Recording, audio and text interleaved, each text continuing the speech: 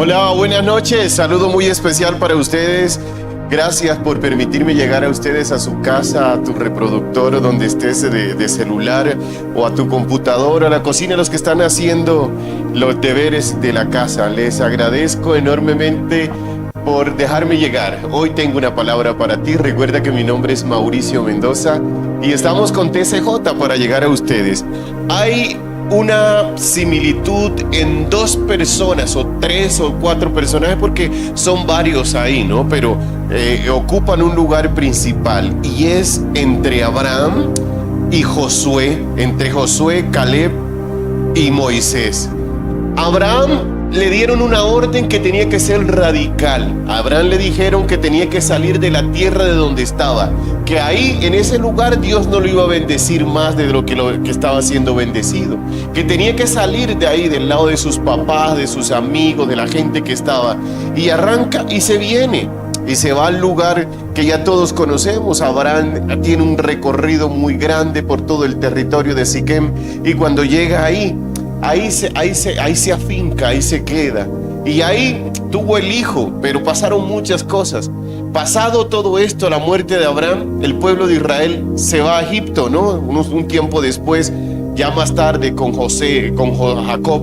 Pero cuando llega a Egipto, nunca pensaron de lo que le iba a pasar, pero Dios ya le había hablado a Abraham lo que iba a pasar. Y eran 400 años de esclavitud. Y uno dice, Dios, ¿por qué desaparece en ese tiempo? No lo sé, la Biblia no lo dice, no lo habla, pero duraron 400 años de esclavitud. Eso es mucho tiempo. Yo creo que ellos ya se creían egipcios, pero eran hebreos. Algunos de ellos ya se creían y habían adoptado las costumbres. Pero pasados esos 400 años aparece Moisés. Otro personaje interesantísimo en la Biblia. Y este personaje es un personaje interesante por lo que es un hombre fuerte, es un hombre de carácter fuerte, y Dios lo pone en un momento de la historia tremendo, porque él pensó que durante la juventud Dios lo había llamado, pero los planes de Dios son tan diferentes que cuando ya era un hombre anciano de 82 años, Dios lo llama. Después que había cometido el error que se había cometido, había matado al egipcio con sus propias manos, había tenido que irse de Egipto y se había ido a la región de allá donde nosotros ya sabemos, se había casado, ya tenía unos hijos, y Dios lo llama a esa edad, y lo llama para liberar al pueblo de Israel de Egipto. Pero esta liberación fue algo titánico, y cuando estaban en el desierto, ahí tenía que suceder una cosa, y es lo que les quiero hablar a ustedes. Llegan al desierto y ahí viene otro tiempo más en el desierto. Ellos traían una promesa de la antigüedad, y la promesa de la antigüedad era que ellos tendrían un lugar que emanaría leche y miel. Wow, eso significa un lugar chévere, un lugar muy bueno. Algunos de nosotros nos prometen, dice, si tú vas y buscas a Dios, vienen cosas buenas, pero aquí viene algo, y es algo muy tremendo. Duran 40 años en el desierto. Siempre me pregunté por qué tanto tiempo en un desierto. Y ese tiempo en ese desierto llegó la purificación de los pensamientos de muchos de ellos. Tengo algo que siempre les he hablado en este lugar, y es los que murieron en el desierto, porque muchos de ellos salieron con expectativas, somos libres, vivieron en el desierto, pero cuando llegó la libertad de los hijos de Dios, cuando se sintieron libres que podían hacer en el desierto lo que ellos quisieran, entre comillas, empezaron a agarrarse unos a otros, es decir, porque aún tenían una mentalidad de esclavitud y tuvieron la mentalidad de esclavo, y los que quedaron ahí, hombre, les fue muy duro. Tuvieron momentos muy difíciles, pero la mano de Dios estuvo con ellos. Y esto fue lo más tremendo. Dios le dio agua en medio de donde no lo había. Agua donde no la había. Les dio de comer maná en el desierto.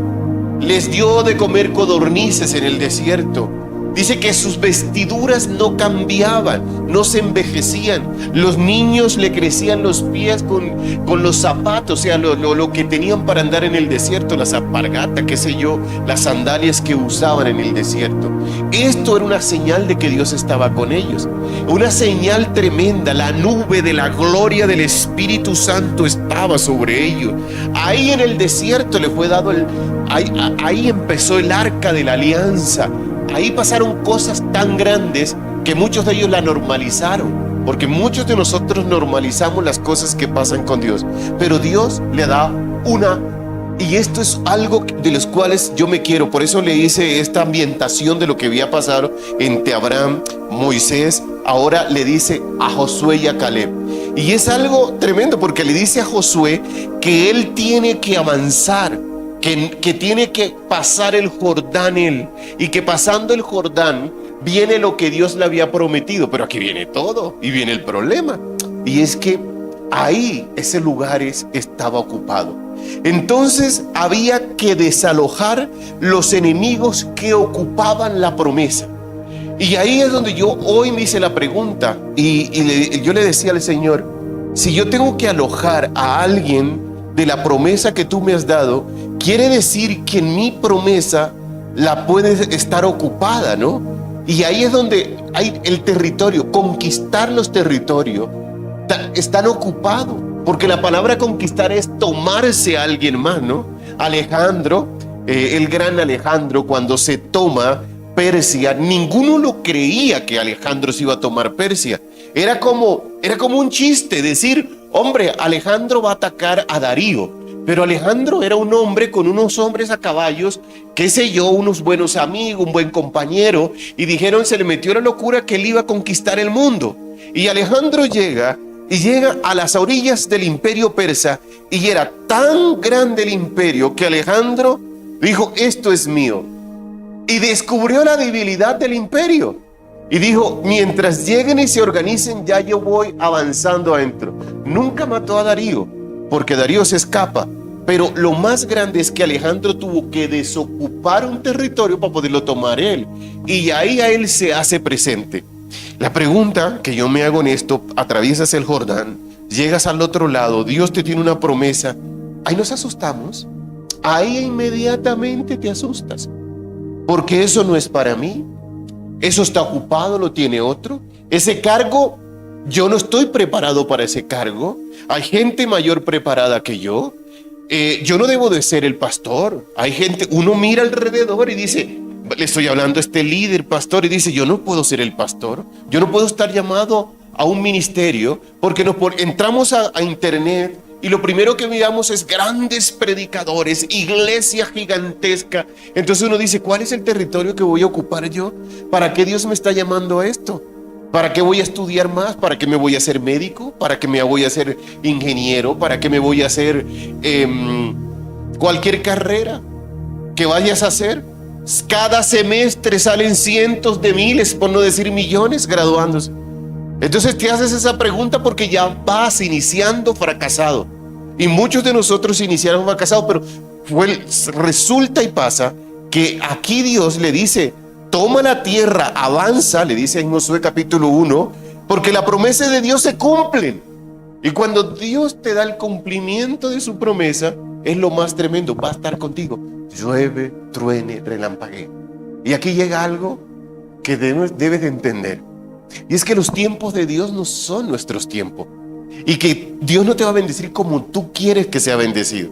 Dios pudo haber matado toda esa gente que está allá pasando el Jordán en un cólera, qué sé yo, una enfermedad, una pandemia, qué sé yo, que les diera algo. No fue así. Le dijo Josué y a Caleb, cuando ya Moisés impone las manos sobre ellos y le da ese poder, le transfiere el poder que el Espíritu Santo le había dado, le dice, ve, no tengas miedo, tómate esta tierra porque tú repartirás la tierra. Pero le dice, vas a encontrar territorio y ciudades organizadas. Y la primera que se encuentran es Jericó. Era una ciudad amurallada. Y lo que se viene de ahí, porque es que nosotros leemos el libro de... algunos ni siquiera lo leemos. Solo te ves a la película de Semana Santa. Pero es tan interesante leer el libro de Josué. Las hazañas militares que estos hombres hacen. Organizan unos hombres del desierto. Organizan unos bereberes del desierto. Unos nómadas del desierto, porque en 40 años se convierten en eso. En unas estrategias militares.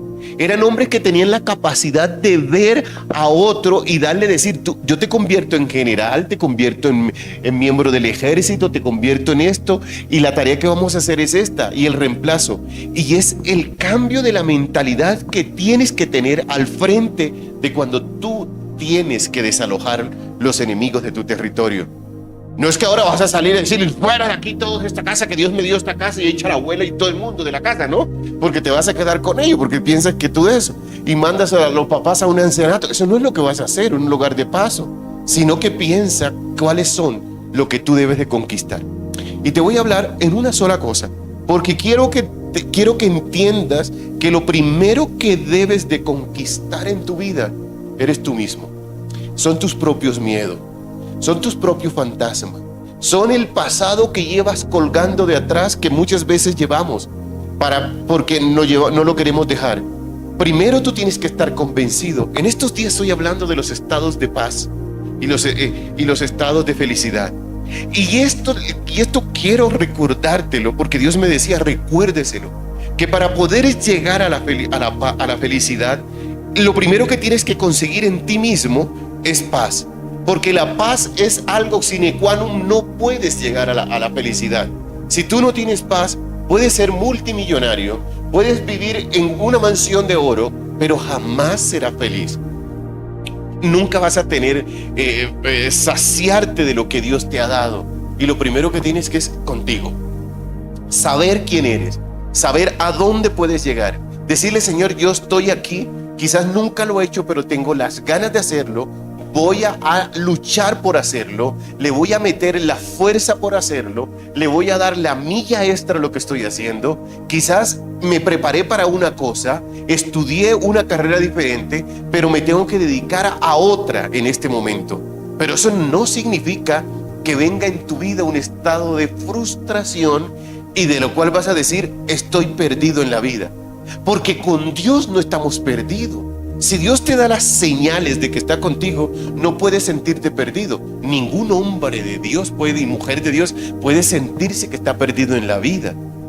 Moisés se organizó para ser príncipe, pero jamás pensó que toda la educación que él recibió era para ser el líder de una nación que eran testarudos. Él pensó que podía ser un príncipe viviendo más en un palacio real, casado con una bella mujer, hablando distintos idiomas, qué sé yo, heredero al trono, hermano del rey, del faraón. Nunca pensó eso. Caleb, el solo hecho nació en el medio de la esclavitud. Sale cuando conoce a Moisés, no le pierde paso, está pendiente de él. Pero era un esclavo, pero su mente pasó más allá. Cuando es liberado en el desierto, su mente empieza a ser transformada, porque Dios empieza a transformar tu mente y te empieza a convertir en un líder. Y ese líder es para conquistarte primero a ti, y luego que la conquista que tú haces de ti hace que los demás sientan placer por lo que tú estás haciendo. Y dice, wow. A mí no se me olvidan las palabras de un gran general de la Biblia llamado Ricardo Rodríguez. Dice que tú tienes que arder de tal manera que la gente, yo no sé si es de él, pero él lo ha dicho en una de sus prédicas, de tal manera que la gente venga a verte arder. Que lo que tú haga que los demás digan, me encanta lo que estás haciendo, me gusta la forma de que tú ves el mundo, me gusta cómo vives, me gusta tu familia, me gusta tu manera de ser. Digo esto, y esto te lo quiero decir, la felicidad y la paz son como la gripe, contagiosas. Contagiosas, te vas a sentir contagiado de la vida. ¿Cuál es el territorio que tú tienes que conquistar? ¿Qué es lo que tienes que hacer? ¿Cuáles son los obstáculos que están en tu vida? Tienes que salir del lugar de confort donde estás. Tienes que salir de tu casa. Tienes que salir, porque las conquistas se hacen afuera, pero las historias se escriben en los palacios.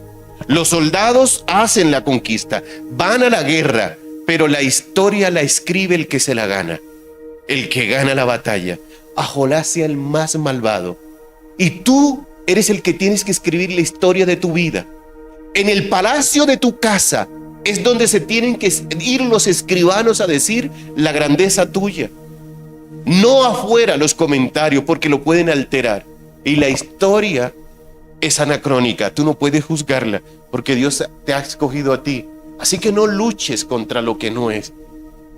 Te llamo a que seas feliz, a que tengas paz en tu corazón, y nos vemos en la próxima conexión.